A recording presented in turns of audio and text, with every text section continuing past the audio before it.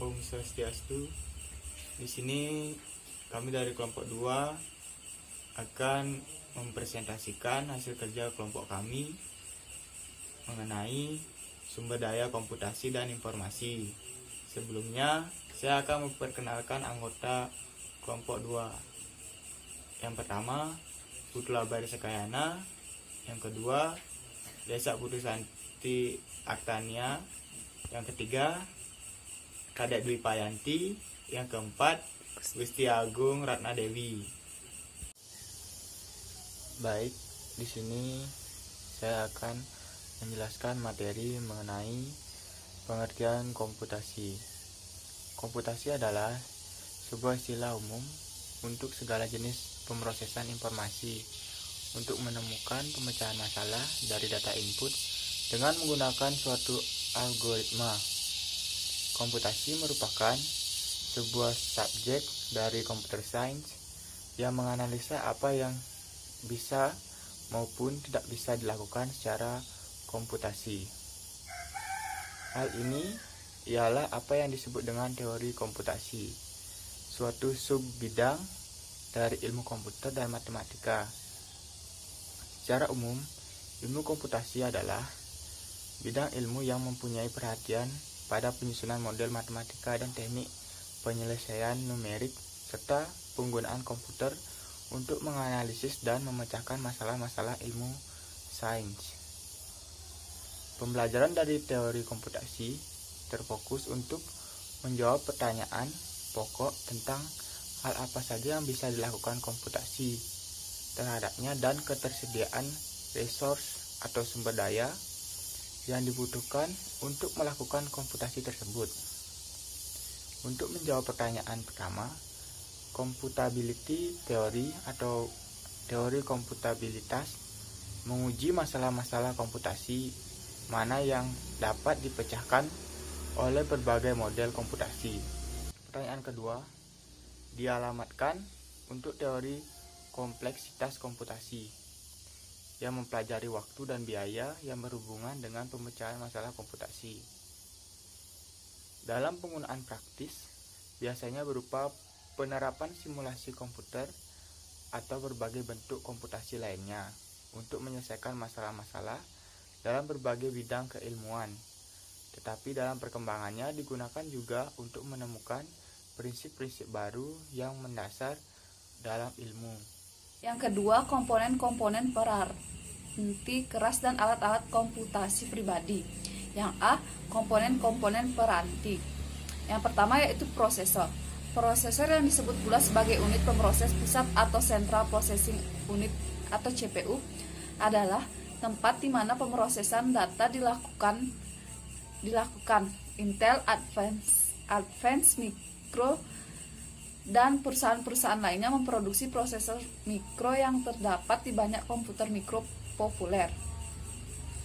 Kecepatan proses diukur oleh jumlah siklus yang terjadi per detik dan angka ini telah berkembang dengan sangat cepat selama beberapa tahun sejak IMB memperkenalkan komputer mikronya yang pertama. Yang kedua, memori. Pada dasarnya, data disimpan di sebuah komputer dalam dua cara, memori dan penyimpanan. Memori yaitu disebut juga ruang penyimpanan primer atau random access memory atau juga disebut RAM, mengacu pada area penyimpanan yang terdapat pada papan sirkuit komputer. Memori adalah barang yang rentan karena isinya akan hilang ketika daya komputer dimatikan. Yang ketiga, ruang penyimpanan. Ruang penyimpanan untuk komputer muncul dalam banyak bentuk media yang berbeda, yang masing-masing memiliki karakteristik yang berbeda yang menjadikan lebih sesuai untuk tugas-tugas tertentu. Ruang penyimpanan dapat berbentuk tetap atau dapat dilepas. Ruang penyimpanan tetap atau fixed storage adalah ruang penyimpanan yang terpasang secara permanen di dalam komputer. Contohnya adalah hard drive komputer Anda. Yang keempat yaitu alat-alat input. Komputer tidak akan banyak berguna tanpa alat-alat input dan output. Operasi bisnis membutuhkan sejumlah besar alat-alat input dan output dan dikembangkan alat-alat untuk memenuhi kebutuhan tersebut. Data yang diterima manusia mengacu pada input yang diisi oleh seseorang yang mengetik pada sebuah keyboard, menekan mouse, menyentuh monitor, berbicara ke mikrofon, atau interaksi lainnya yang serupa. Yang kelima, alat-alat output. Dua alat output yang paling dikenal adalah layar komputer yang terkadang disebut monitor dan printer. Meskipun konsep kantor tanpa kertas telah mendapat banyak perhatian, hasil output cetakan tetap merupakan fakta dan komputasi. Gambar pada sebuah layar komputer sangat dipengaruhi oleh resolusi layar. Resolusi layar mengacu pada jumlah piksel titik-titik cahaya yang terdapat pada monitor yang ditampilkan di layar. Yang keenam, multimedia. Evaluasi pertama alat input dan output adalah menuju multimedia. Penggunaan lebih dari satu media pada saat yang sama.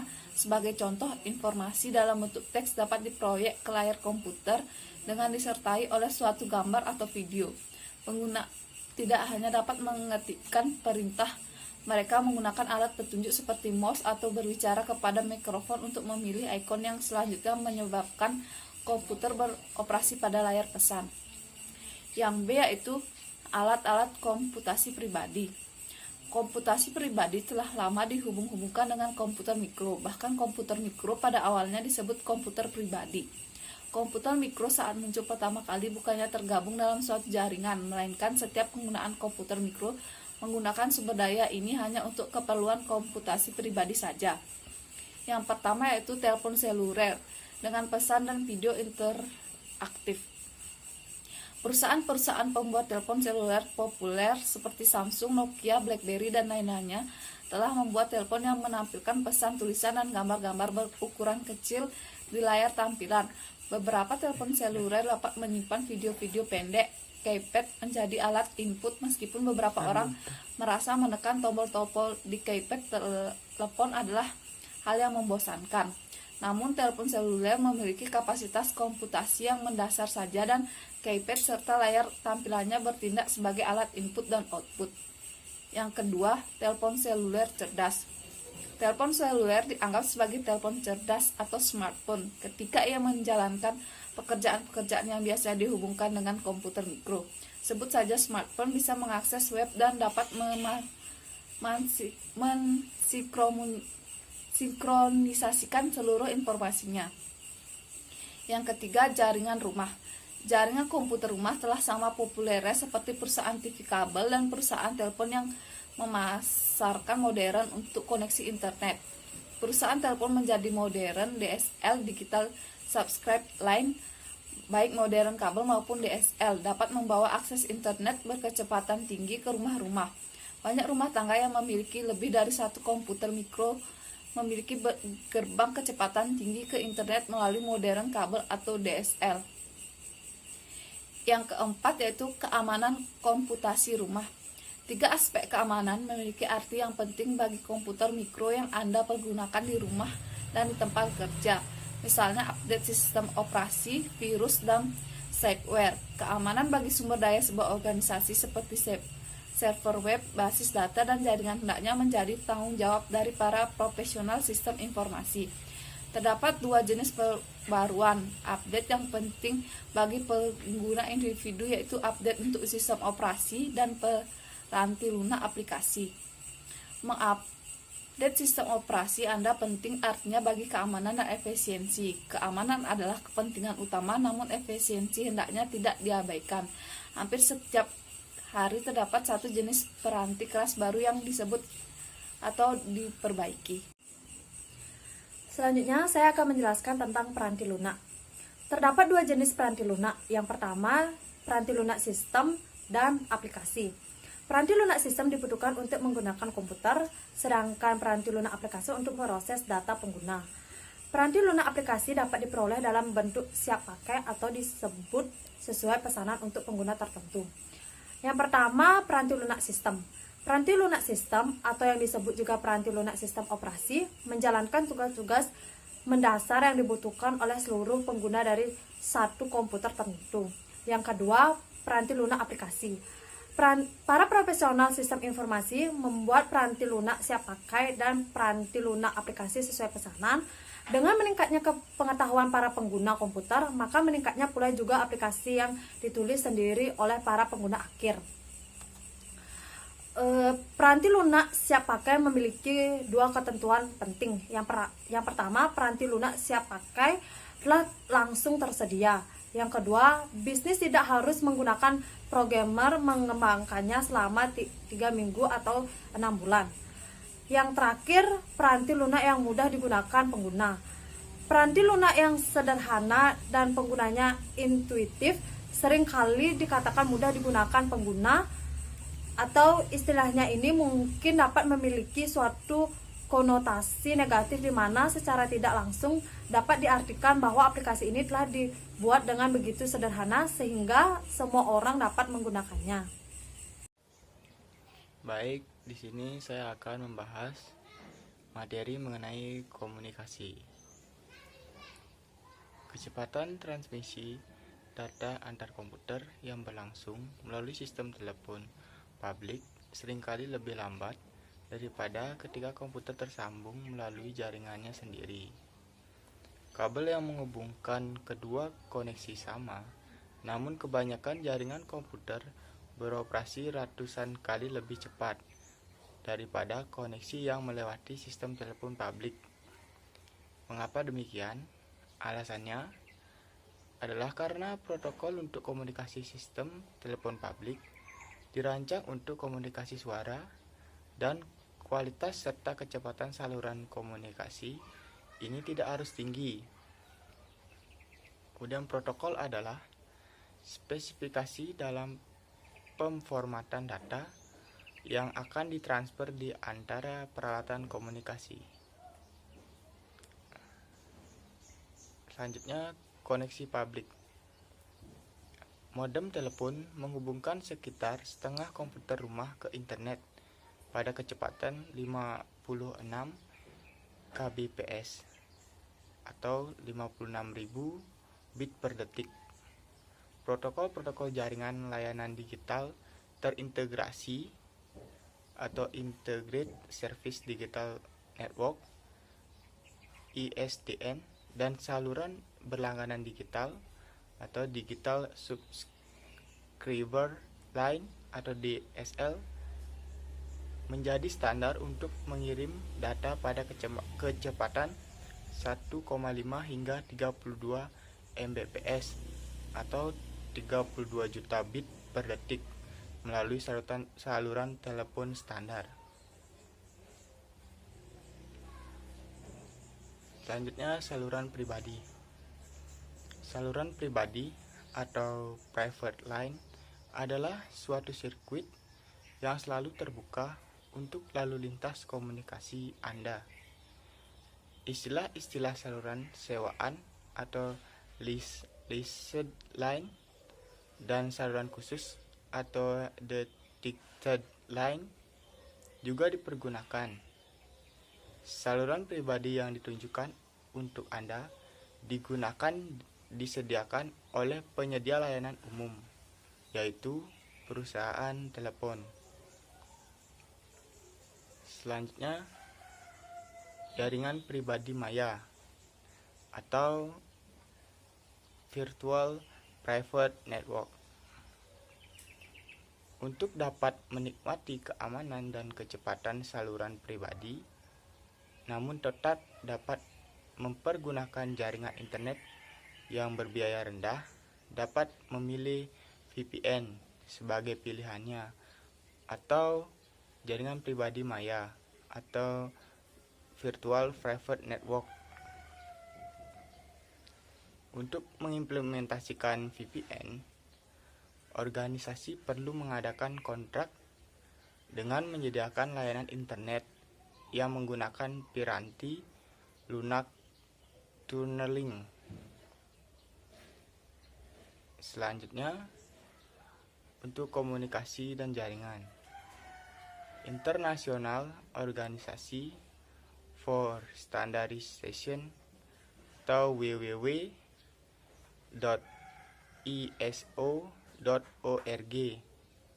Didirikan pada tahun 1946, organisasi ini telah menciptakan arsitektur standar interkoneksi sistem terbuka. Selanjutnya, protokol untuk komunikasi komputer. Komputer pada awalnya tidak dirancang untuk berbagai data dengan komputer lain dan hanya dengan terminal-terminal. Terminal adalah suatu alat yang tidak memiliki ruang penyimpanan atau prosesor.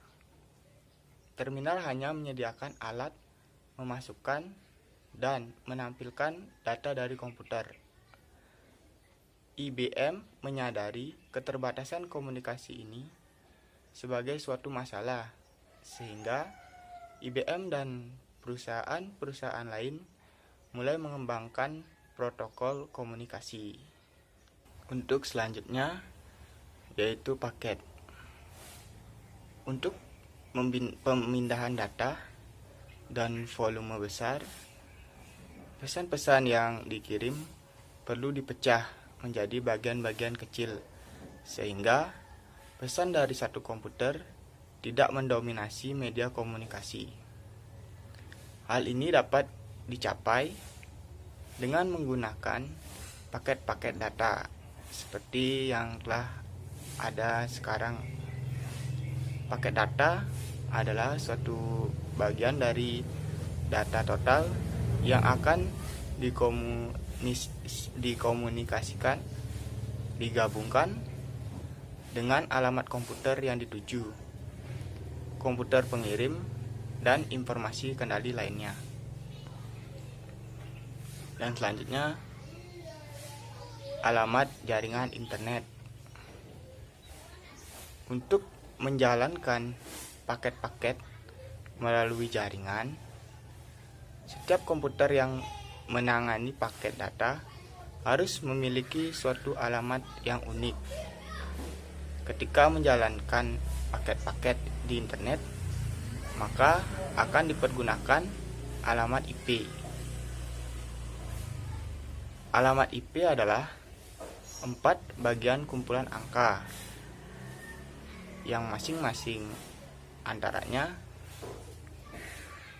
0 hingga 225 yang dipisahkan oleh titik. Bagian-bagian tersebut akan menunjukkan jaringan, host, subjaringan, dan komputer yang sedang dituju. Dan selanjutnya konferensi komputer dan komunikasi. Alat-alat komputasi dan alat-alat komunikasi ini saling menyertakan fitur-fitur yang dimiliki di antara keduanya. Kemungkinan yang ada dibatasi oleh usia baterai, kecepatan komunikasi, dan keamanan ukuran tampilan dan keyboard, serta imajinasi penggunaan.